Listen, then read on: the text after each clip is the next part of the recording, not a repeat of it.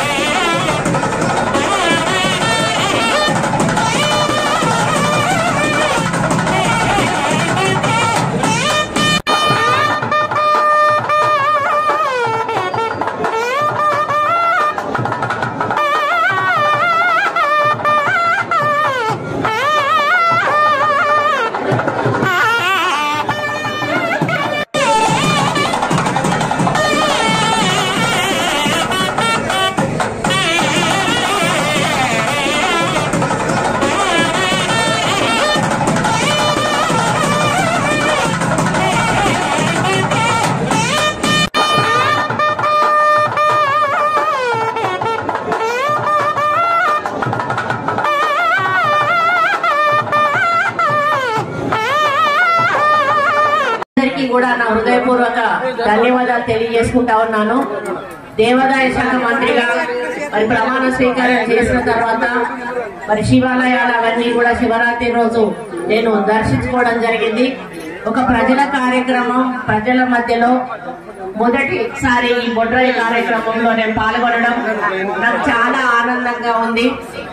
మరి ఈ రోజు మీ అందరి ఆశీర్వాదంతో ఒక శాసనసభ్యురాలుగా ఎన్నికై మీ అందరి నమ్మకంతో కాంగ్రెస్ పార్టీ ఈరోజు అధికారంలోకి వచ్చి మరి నేను మంత్రిగా మీ ముందు వచ్చి నిలబడే అవకాశం కల్పించిన మీ అందరికీ కూడా పేరు పేరున ధన్యవాదాలు, కృతజ్ఞతలు తెలియజేసుకుంటా ఉన్నాను।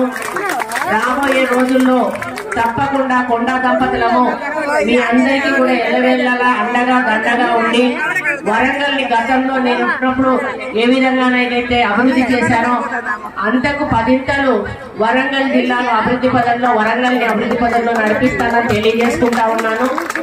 మరి మీ అందరి అవసరాలు ప్రభుత్వానికి తెలుసు। ఇప్పటికే మీరు 6 గ్యారంటీల అప్లికేషన్స్ పెట్టుకున్నారు। రాజకీయ వేదిక కాదు, ఎందుకంటే మేడం వచ్చింది కదా మా గురించి ఏం మాట్లాడలేదు అని మీరు అనుకుంటారని చెప్పి నేను మాట్లాడుతా ఉన్నాను। మరి 6 గ్యారంటీల ద్వారా నిరుపేదల సమస్యలన్నీ కూడా తీరుతాయి। ఇప్పటికే 5 గ్యారంటీలు మనం అమలు చేశాము।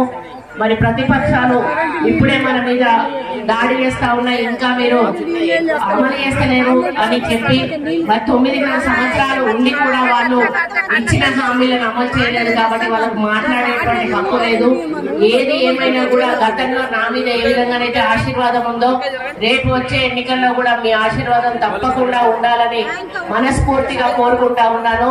ఈ రోజు 32 డివిజన్లో 1000 ఓట్ల మెజారిటీ ఇచ్చారట। ఏది ఏమైనా కూడా ఇది రాజకీయ వేదిక కాదు, అయినా కూడా మీ అభిమానాన్ని నేను మరి వ్యక్తపరచాల్సిన అవసరం ఉంది। మీరందరూ కూడా మరి ఈరోజు ఇంత పెద్ద కార్యక్రమానికి శ్రీకారం చుట్టి, ఎందుకంటే గ్రామం బాగుండాలంటే గ్రామ దేవత కంపల్సరీ ఉండాలి। మరి ఎప్పుడో పూర్వకాలంలో మన పెద్దోళ్ళు ఆనవాయితీగా తీసుకున్న కార్యక్రమాన్ని మళ్ళీ మనం ఈ రోజు ప్రతిష్ఠింపజేసుకోవడం అంటే అది చాలా గొప్ప అదృష్టం ఉండాలి। దానికి అదృష్టంలో పాలు పంచుకుంటే మన కష్టాలు బాధలు అన్ని తొలగిపోతాయి, మన పిల్లలు ఆరోగ్యంగా ఉంటారు, మనం ఆరోగ్యంగా ఉంటాము, మనకు సంపదలు పెరుగుతాయి, ఎటువంటి రోగాలు రావు। ఇటువంటి కార్యక్రమాలు చేసినప్పుడు తప్పనిసరిగా పూర్వకాలంలో చేశారంటే ఏదో ఆషామాషిగా చేయలేదు, దానికి ఒక సైంటిఫిక్ రీజన్స్ ఉంటాయి। ఆ సైంటిఫిక్ రీజన్స్ తోటే ఆ రోజు వాళ్ళు ఆ కార్యక్రమాలు చేశారు। వాటిని మళ్ళీ మనం కొనసాగించడం మరి మనం అదృష్టంగా భావించాలి। మరి ఈ రోజు ఈ కార్యక్రమంలో పాల్గొన్న ప్రతి ఒక్కరికి ఇది జరిపించడానికి ముందుకు నడిపించిన ప్రతి ఒక్క నాయకుడికి కూడా మరి హృదయపూర్వక కృతజ్ఞతలు ధన్యవాదాలు తెలియజేసుకుంటూ సెలవు తీసుకుంటాం.